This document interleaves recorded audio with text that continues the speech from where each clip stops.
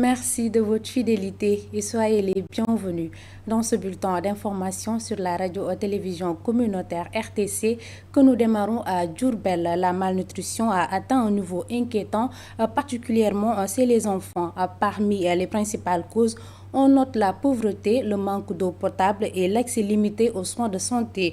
Pour y faire face, les autorités locales et leurs partenaires intensifient leurs efforts afin d'améliorer la sécurité alimentaire et les conditions de vie des populations.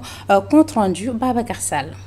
À Diourbel, la situation nutritionnelle reste préoccupante. Selon les dernières données de l'enquête démographique et de la santé 2023, la région affiche des taux alarmants. Donc pour l'indicateur malnutrition aiguë, on est à 17,1, la situation est critique. Pour l'insuffisance pondérale, la situation est préoccupante parce que nous sommes à 22,3, alors que 22,3 c'est entre 20 et 30. La malnutrition chronique, nous sommes à 17,5. Donc c'est un peu acceptable. Sur le terrain, plusieurs facteurs expliquent ces chiffres. Cette situation au niveau de la région de Diourbel, elle est liée à beaucoup de déterminants.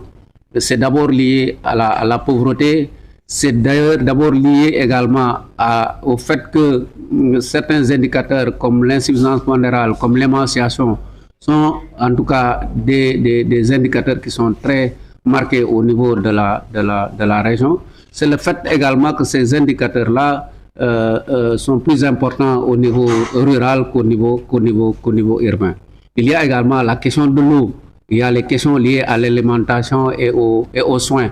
Il y a également tout ce qui est lié aux aspects culturels, les questions de genre. Conscient de cette réalité, l'État multiplie les initiatives, des programmes de nutrition communautaire, de sensibilisation et de renforcement de la sécurité alimentaire sont mis en œuvre. L'État met beaucoup d'argent sur la nutrition présentement au niveau du Sénégal, mais il travaille également avec ses partenaires dans le cadre de l'élaboration de nouveaux projets pour financer la nutrition. Pour les acteurs sur le terrain, la bataille contre la malnutrition ne se gagnera qu'avec une mobilisation collective alliant action sociale, engagement communautaire et volonté politique. Babacar Sall, l'association Jigen Jambar a clôturé le mois d'octobre rose par une journée de sensibilisation et de dépistage des cancers du col de l'utérus et du sein. En collaboration avec les sages-femmes de la région, une centaine d'enfants ont été vaccinés et plusieurs femmes dépistées pour évaluer leur état de santé. Notre correspondant dans la zone, Momodou Sissé, nous en dit plus. Une association bien connue des habitants de la région de Kédougou, Jigen Jambar. Cette dernière a organisé une journée de sensibilisation et de dépistage contre le cancer du col de l'utérus et le cancer du sein. Je lance un message très fort aux femmes et aux jeunes filles de Kédougou. Donc prenez soin de vous et dépistez-vous. Ce sont des actes qui peuvent aider. Et qui sait le cancer du sein, sait que c'est une maladie qui fait des ravages aujourd'hui. Une maladie qui a vaincu beaucoup de femmes. Et avec la sensibilisation, avec la prévention, avec l'autopalpation et avec le dépistage, nous pouvons sauver beaucoup de femmes et nous pouvons prévenir cette maladie-là. Donc c'est un message très fort que je lance à toutes les femmes. Cette activité s'est déroulée au CEDEPS de Kédougou et plusieurs enfants ont été vaccinés et des femmes dépistées sur les différents cancers. Au niveau du CEDEPS de Kédougou, nous avons eu à dépister beaucoup de femmes sur le cancer du sein et le cancer du col de l'utérus. Nous avons eu aussi à faire une vaccination contre le HPV pour les enfants qui ont la tranche d'âge de 9 à 14 ans. Donc Jigen Jambar aujourd'hui a organisé cet octobre rose qui vraiment vise à lutter contre le cancer du sein et du col de l'utérus. Nous avons aussi fait notre part pour cette activité dans le but de sauver des vies et d'aider les enfants. Une association appuyée par des personnes de bonne volonté qui louent les bonnes actions réalisées à Kédougou par Jigen Jambar. C'est un geste vraiment à saluer. Je pense que l'association a compris qu'il faut multiplier ces actions pareilles pour sensibiliser davantage les populations sur la maladie du cancer du col de l'utérus et du cancer du sein. Donc vraiment c'est à saluer. C'est encouragé. Une salle qui s'est avérée petite, Jigen Jambar était obligé de sortir pour faire ses activités en plein air au CEDEPS de Kédougou pour la réussite. Et pendant ce temps, le gouverneur de Saint-Louis a présidé la réunion du comité de pilotage transfrontalier entre le Sénégal et la Mauritanie, organisée par les commissions nationales de gestion des frontières des deux pays en partenariat avec le programme régional de développement communautaire et la vallée du fleuve Sénégal. Cette rencontre vise à renforcer la coopération et à faciliter la libre circulation des personnes et des biens. Le gouverneur Al-Hassan Sall est au micro de Sophie Dramé. Suite au premier atelier à Dakar au mois de juillet. Et cet atelier avait insisté sur la nécessité de redynamiser la coopération transfrontalière entre les régions du Sénégal et celle-là de la Mauritanie qui partagent donc cette frontière. Mais en redynamisant cette coopération, faire jouer aux acteurs territoriaux le rôle que les États sont en droit d'attendre d'eux, à savoir une participation active, une promotion d'activités de développement, la promotion également de la paix des peuples, mais également la sécurité. Nous souhaitons, à travers donc ce comité de pilotage et les comités locaux qui seront certainement créés et dont les activités vont très prochainement démarrer, intensifier les relations d'amitié et de fraternité entre nos deux peuples et permettre une coopération sociale, économique qui satisfasse la préoccupation des États.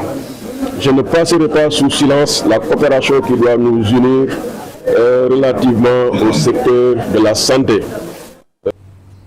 Reverdir le Djegem, le Baol et le Sine, c'est l'objectif du projet Régénération naturelle assistée, piloté par les associations paysannes Djigdjam, Recodef et URAP avec le soutien de Just Digit. Une journée de promotion a été organisée à Ndjagagnan pour sensibiliser et impliquer davantage les producteurs dans ce programme qui vise à faire pousser plus de 24 millions d'arbres dans 500 villages. Écoutons les responsables du projet au micro de Pape Kairé. Nous avons fait une année de pilote. Après cette année, nous avons étudié, évalué et nous on était très satisfaits. Nous sommes dit, bon, on va terminer l'année en phase de transition et nous préparer pour un grand projet de 500 villages entre les trois partenaires. Djigdjam aura 150. URAP 150 et Recodef 200 villages.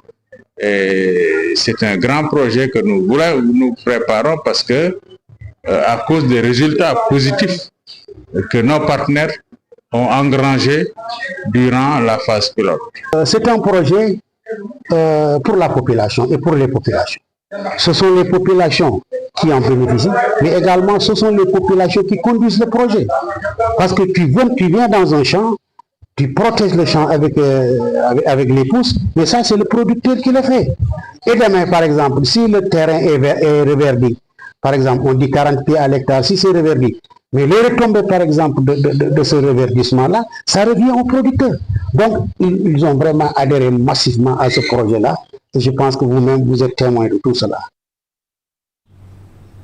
Dans le cadre de la lutte contre le chômage, le centre de formation professionnelle de Médina Yoro Fula, en partenariat avec le 3FPT, a lancé une formation de 3 mois en pisciculture à l'intention des jeunes et des femmes. Ce programme inclut également des modules sur le développement personnel, le leadership et l'entrepreneuriat. Le formateur Babakar Ndimbelan revient sur l'importance de cette initiative au micro de Samba Diao. C'est des modules pertinents et aujourd'hui qui sont fondamentaux pour les jeunes. Vous nous avez trouvé, nous sommes en tout cas sur le modèle développement personnel. Le développement personnel qui est aujourd'hui en tout cas un outil qui permet vraiment aux jeunes de pouvoir développer leur connaissance en soi. Mais au-delà de connaissance de soi, aujourd'hui ce module permet aux jeunes aussi de pouvoir valider, de valoriser également leurs talents, identifier également les potentiels, les potentiels intrinsèques. Au-delà de ça, nous les accompagnons également à travailler sur une meilleure qualité de leur vie. Leur permettre également de pouvoir réaliser leurs aspirations, mais de les accompagner à réaliser également leurs rêves. Voilà le développement personnel, ce que va impacter la formation des jeunes. Et aujourd'hui, il y a beaucoup de jeunes aujourd'hui qui aspirent à se lancer vers l'entrepreneuriat. D'autres aujourd'hui souhaiteraient en tout cas se lancer vers l'emploi salarié. Mais quelle que soit l'option choisie, il est important aujourd'hui pour les jeunes de savoir en tout cas identifier leurs qualités, savoir leurs profits. Et à partir de leurs profits, voir aujourd'hui ce que l'activité qui en tout cas rime avec le profil du jeune. Et nous terminons ce bulletin d'information à Bambey Serer. Le CM Ibrahim Tchao a vibré au rythme de la levée des couleurs en présence des sous-préfets de Lambaye. Une occasion pour ce dernier de rappeler l'importance du programme Wadjal Ndaouni et la nécessité de préparer dès maintenant la jeunesse sénégalaise de 2050. Reportage signé Malik Nyingo. Il est 8h ce matin au CM Ibrahim Tchao de Bambey Serer. Élèves, professeurs et principales se sont retrouvés pour assister à la levée des couleurs en présence du sous-préfet de l'arrondissement de Lambaye. Le secteur de l'éducation, ce dont il s'agit actuellement, c'est la nouvelle initiative pour la transformation humaniste de l'éducation, dont le programme Wadjal est un pilier. Au début de l'année scolaire, on s'est rendu compte que dans beaucoup de circonscriptions, les autorités administratives ont présidé des cérémonies de levée de couleurs qui ont été l'occasion alors de discuter avec les élèves. L'autorité a profité de cette occasion pour rappeler l'importance du programme Wadjal Ndaouni.